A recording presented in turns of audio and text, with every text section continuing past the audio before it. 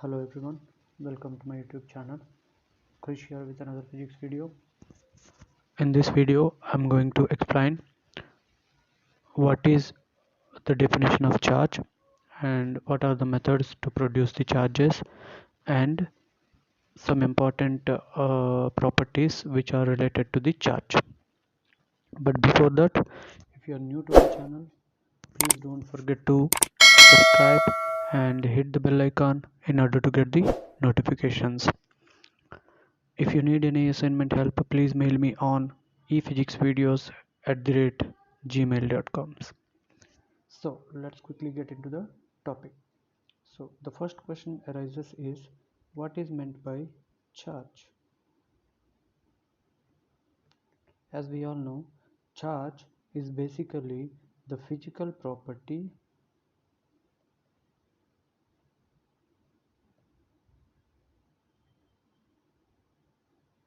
of the material object,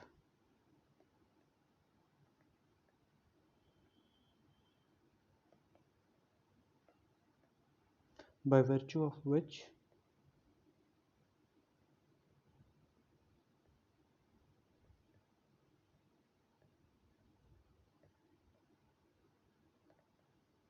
the objects or the materials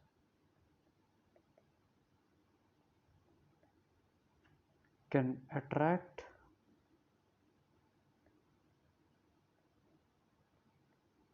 or repel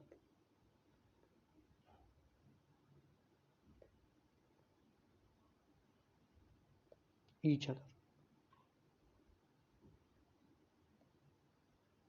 based on the nature of the charges. As we all know, there are two different charges, positive and negative. When two objects have given with the same kind of charge, like positive positive or negative negative, then they both repel each other. If they are given with opposite kind of charges, like one object is given with positive, other object is given with negative, then there will be attraction. So attraction or repulsion between the two objects will be due to the presence of charge.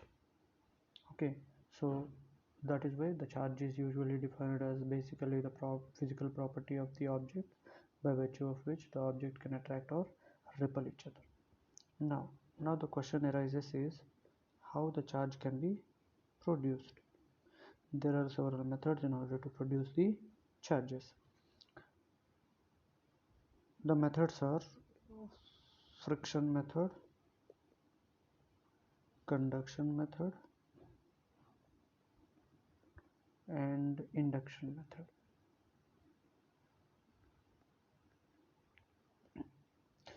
So there are three different methods in order to produce the charges: conduction method, friction method, conduction method, and induction method. So let's quickly go to the first method. Let's discuss the first method, that is friction method. So the name itself indicates there will be the rubbing of bodies, like in order to produce the friction. So I'm taking an illustration in order to make you understand.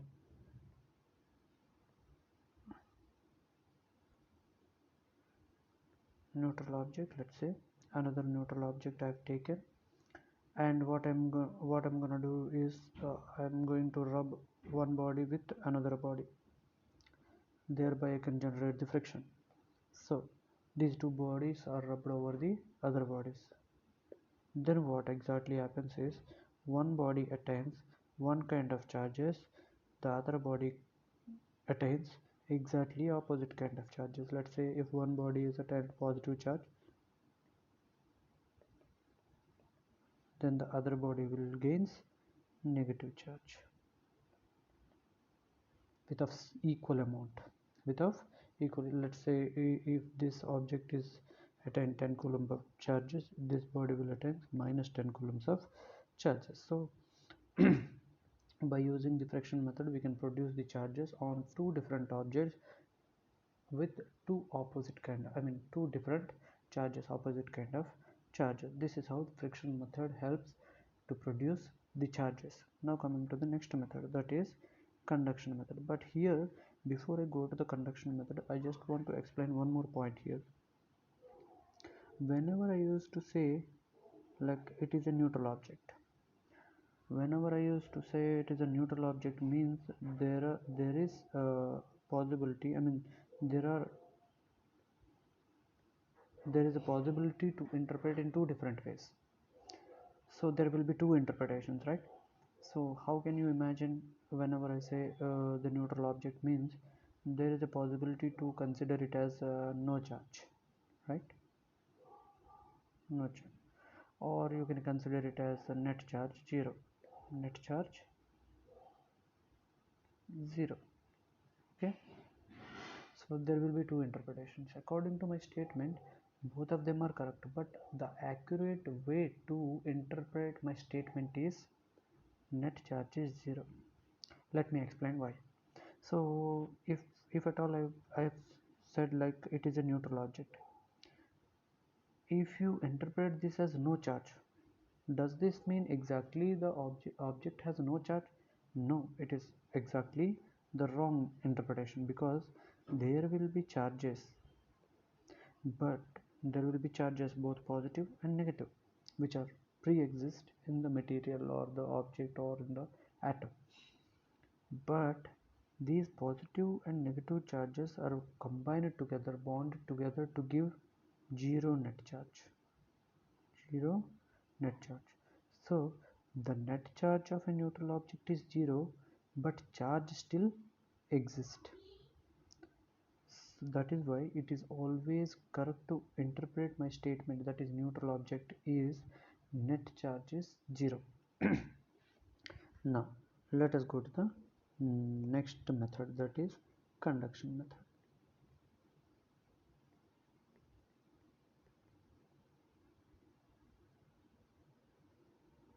Conduction method. So the name itself indicates conduction means transfer. Conduction means transfer. Whenever I use this conduction, it gives a meaning of transfer. Let's say I have used this conduction in case of heat, that means heat transfers. Similarly, I have used this conduction in charges, that means charge will transfer from where to where, from one body to another body. In order to make you understand this method better, let me take an illustration. Again, I am considering two neutral objects. So both of them are given, I mean both of them are neutral object. Then what I'm doing is I have given a certain amount of charge to one object. Let's say I have given 10 coulombs of charge. Other object is kept as it is. So here you can interpret in two different ways. I have added 10 coulombs of charge, that means I have added 10 coulombs of positive charge. You can consider it as 10 coulombs of positive charge, or I have this is added, or minus 10 coulombs of negative charge, let's say, removed. According to my statement, both are correct, but what is the exact correct way to interpret my statement is removal of negative charge from the material will give the positive charge. Let's say an object, let's say hydrogen is there.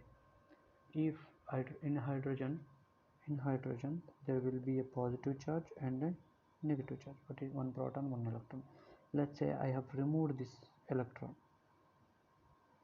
then what happens? Negative positive has given to neutral charge. Once the electron is removed, then the atom attains positive charge. So on removal of electrons, negative charges, the object would gain positive charge. That is why I have said negative charge is removed in order to give the positive charge.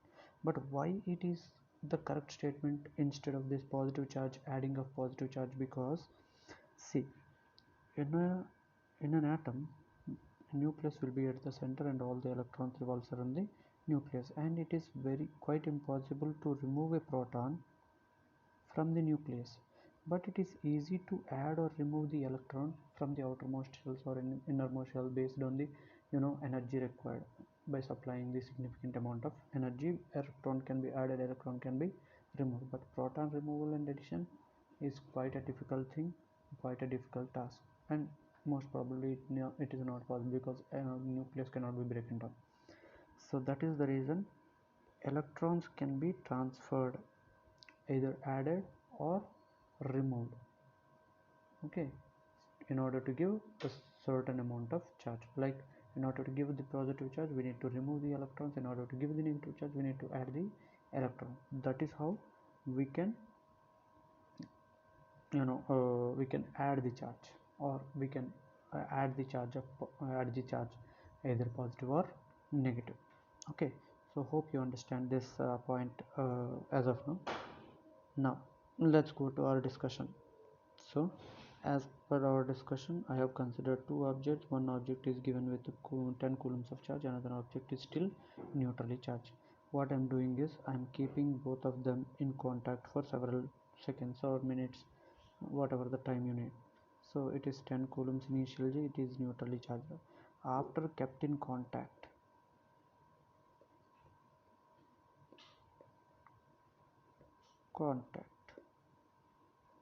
kept in contact and removed,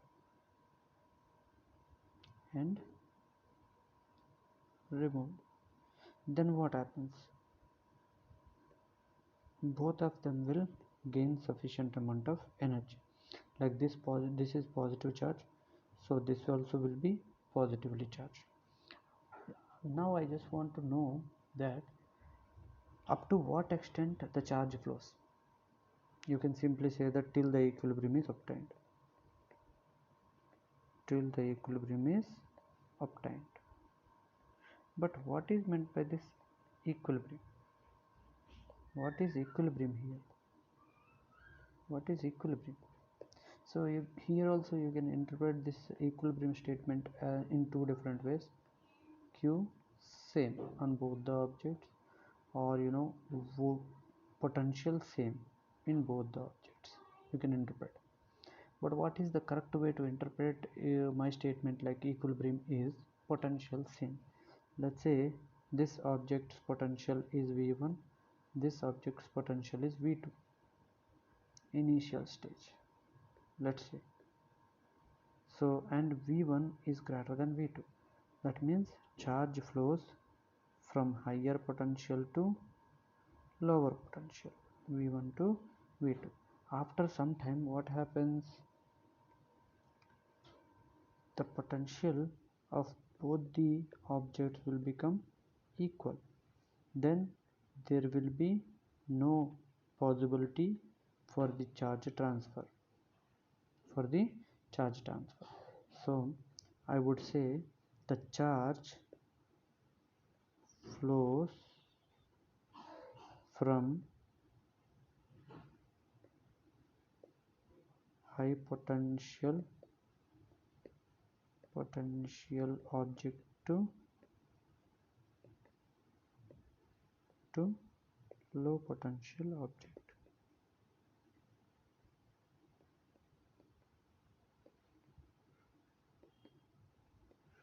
Till the equilibrium is obtained.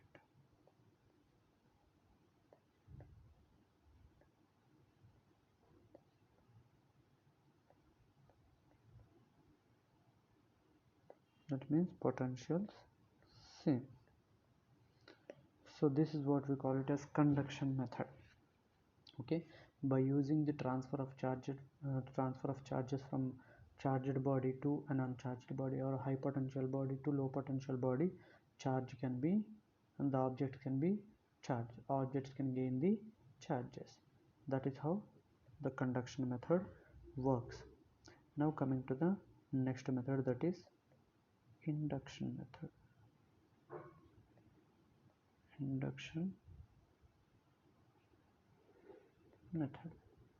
So it is quite easy method. There is no necessity of rubbing the body. There is no necessity of third medium, or put in contact with each other. It is quite a simple method in order to produce the charges, and more effective method as well. So I have taken an illustration to make you understand this method better. So again, I am taking two neutral objects, and what I did is I have given a certain amount of charge to one object, and the rest second object is kept as it is, that is neutral. Now what I'm doing is I'm taking this 10 coulombs of charge, keeping near to the neutrally charged object. Then what happens exactly is this 10 coulombs charge pulls all the negative charges towards itself, because there will be, you know, um, attraction between positive and negative charges, so electrons will be pulled in this direction. Similarly, there will be repulsion between positive and positive, so positive charges will be pulled in this direction. So negative charges will be accumulated on the surface near to the charged object, that is positively charged object, and all the positive charges will be accumulated on the other side of the object. So this is how charges can be produced by means of induction method. Why this method is named as induction? Because this one charge on one object is inducing the other charges on the other object. So this is how induction method works. Hope you understood the methods to produce the charges as of now. Now let us go to the next important part of this video, that is properties of charges.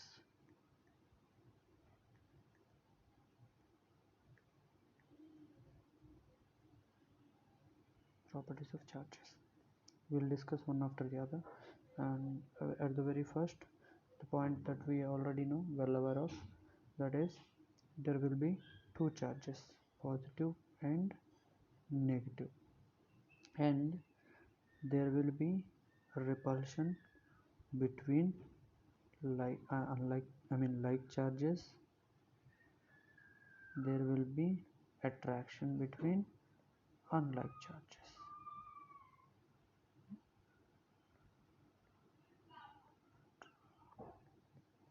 Attraction between unlike charges. But beyond that, I just want to add one more point here, that is the smallest unit of charge, smallest unit of charge is universally accepted as charge of electron or proton,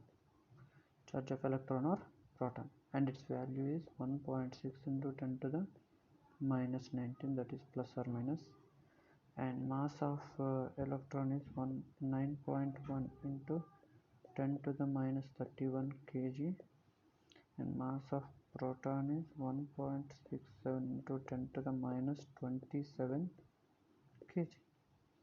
So as far as the universally accepted value, that is smallest unit of charge, is charge of electron, either electron or proton, that is the universally accepted value. But there are still the smallest charges exist, and those charges, those particles that possesses the smallest charges are known as quarks. They will have 1/3 e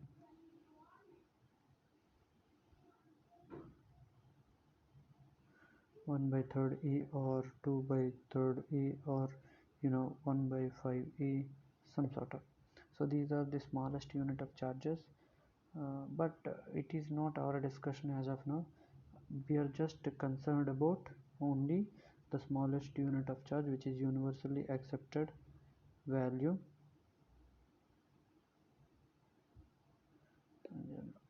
that is charge of electron. Okay, it is charge of electron, so, or proton. Now let us go to the next point. Okay, so the next point is, it is a very important point we need to understand.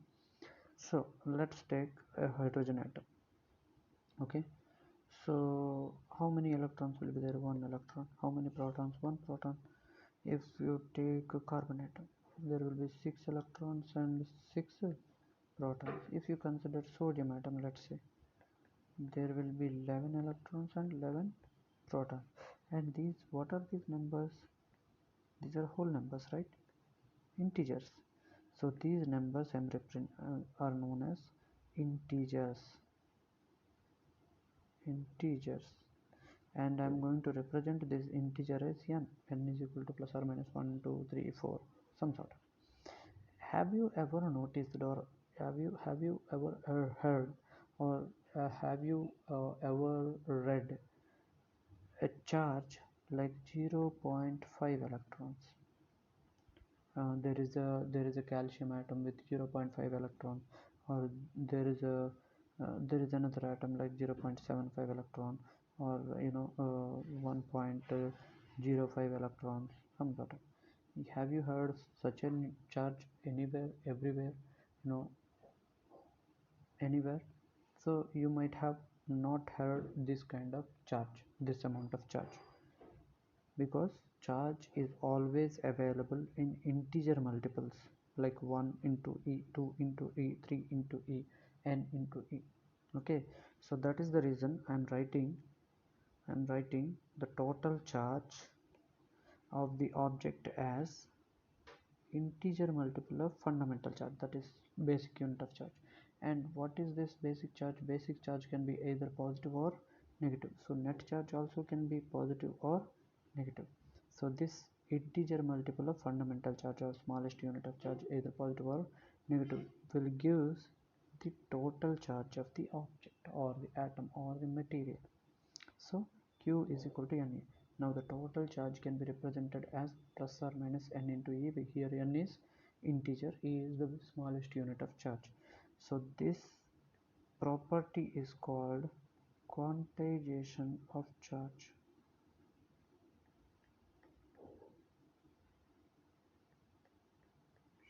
Of charge.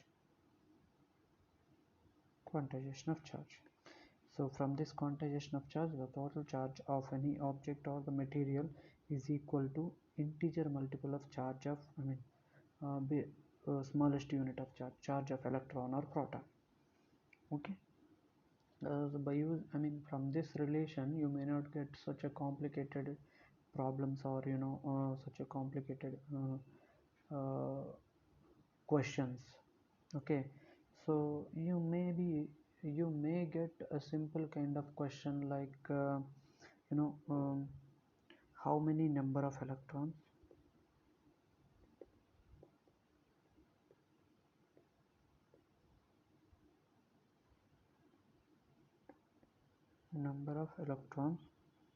are to be removed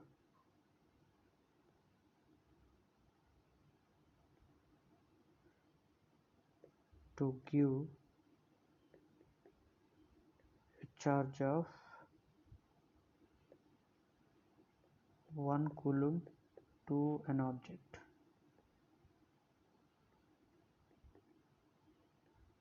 Okay, so here Q is given 1 coulomb, and we already know E is equal to 1.6 into 10 to the minus 19 coulombs.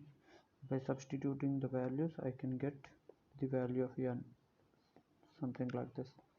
So 1 coulomb by 1.6 into 10 to the minus 19 coulomb, that is equal to, you may get 6.625 into 10 to the power 18, 18. Okay, one second.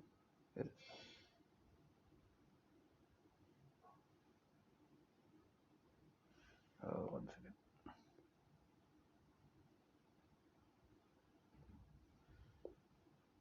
10 to the 18 electrons.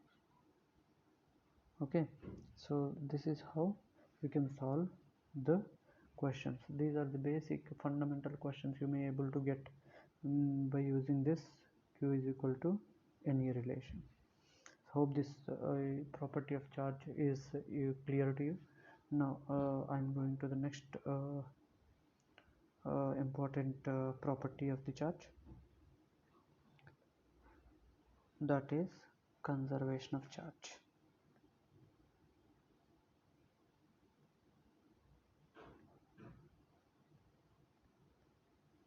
Conservation of charge. Like energy, charge also conserves, so like conservation of energy, conservation of charge also can be stated. Charge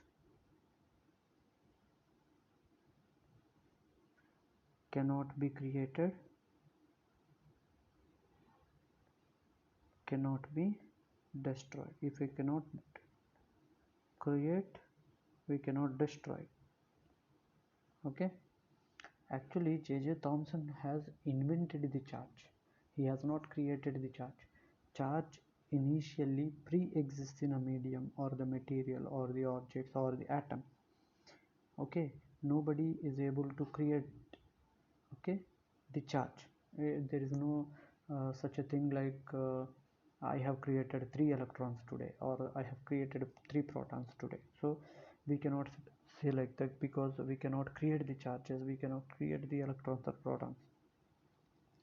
Rather, the electrons and protons are being invented, which are pre-existed, that are being identified by, you know, in terms of experiments, okay, in terms of experimental results. So charge can neither be created nor be destroyed. Like energy, charge can be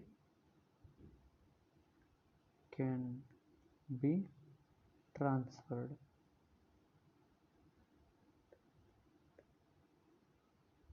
from one object to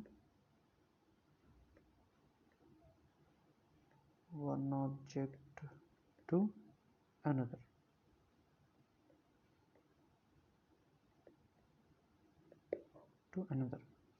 And this is one statement, this is second statement, and we have left with one more statement, that is, you know, total charge like energy. Total energy of an isolated system is constant, like total charge of an isolated system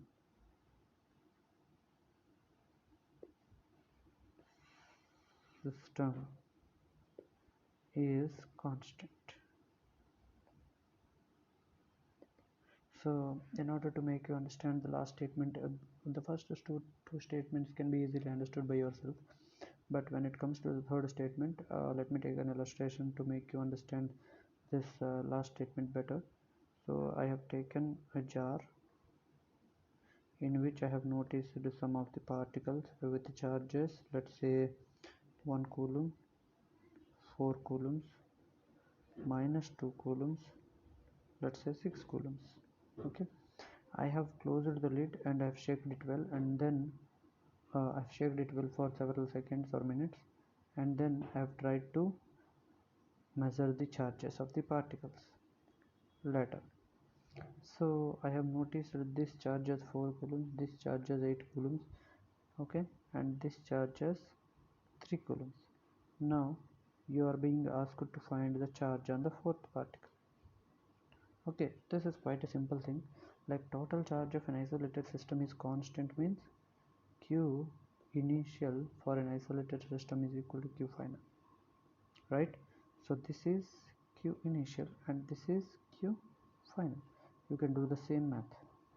Okay, right, Q initial is equal to Q final. Now Q initial is 1 plus 4 plus 6 minus 2 is equal to Q final. 4 plus 8 plus 3 plus Q, right? Solve for Q. Q is equal to how much you will get?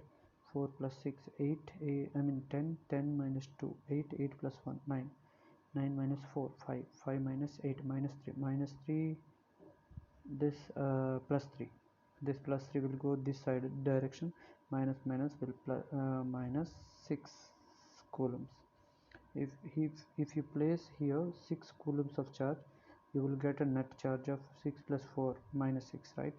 So 4, 8, 3, 8, 3, 11, 11 plus 4, 15, 15 minus 6, 7. Sorry, 8. 15 minus 6 is 9. Now here also you can measure. Here you will get total charge of 9, right? 9 coulombs. And if you find the total charge of this one, it should be 9 as well. You measure it 1, 4, 5, 5 plus 6, 11, 11 minus 2, 9 coulombs. That's it. So however, initial charge of an isolated system must be equal to final charge of that system. This is what we call it as conservation of energy. Now let us go to the next important property. So in this property, from the relativity theory of relativity, Einstein's relativity, have you I think you all have heard of Einstein's theory of relativity. Based on this Einstein theory of relativity, the mass of a particle or an object changes with speed. If v tends to the speed of light, near to the speed of light, comparable to the speed of light, or 0.7 c or 0.2 c or 0.6 and 5 c, some sort of, okay, so comparable to the speed of light, and the relevant equation is given as m is equal to m naught by 1 sorry 1 minus v square by c square under root, right? So what is this m naught? M naught is rest mass. That means it is the mass of the particle measured when it is at rest. Okay, if we place this 0.6, what happens to the mass, effective mass? Let's see. 1 minus 0.6 square, because 0.6 c square by c square will get cancelled, 0.6 square. So as 0.6 square value is 1 minus this value will be still lower value, 0 point something. So m naught by 0 point something would be greater, one more than one value. So if this value increases, let's say this value 0.7, in the next one 0.7, then what happens? The denominator decreases,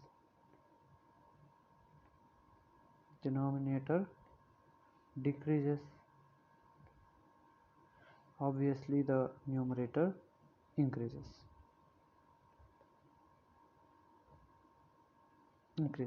So if mass moves with speed comparable to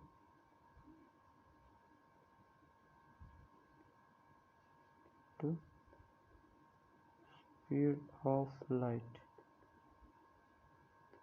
then mass increases, effective mass increases. But when it comes to charge, it does not change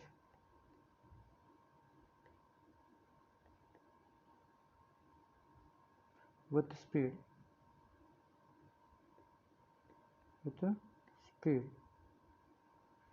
Even if it is given with a speed which is greater than the speed of light, even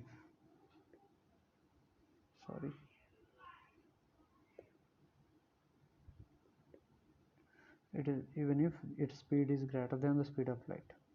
Okay, so charge does not change with speed, but mass changes with speed.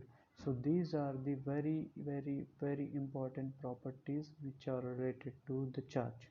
So in this video we have discussed the definition of charge, the methods to produce the charges, and the important properties of the charge. Hope this video is helpful. If you find the video is helpful, please don't forget to subscribe, like, share, and hit the bell icon in order to get the notifications. If you need any assignment help, please mail me on ephysicsvideos@gmail.com. That's all for this video. Thank you all. See you in the next video. Bye bye.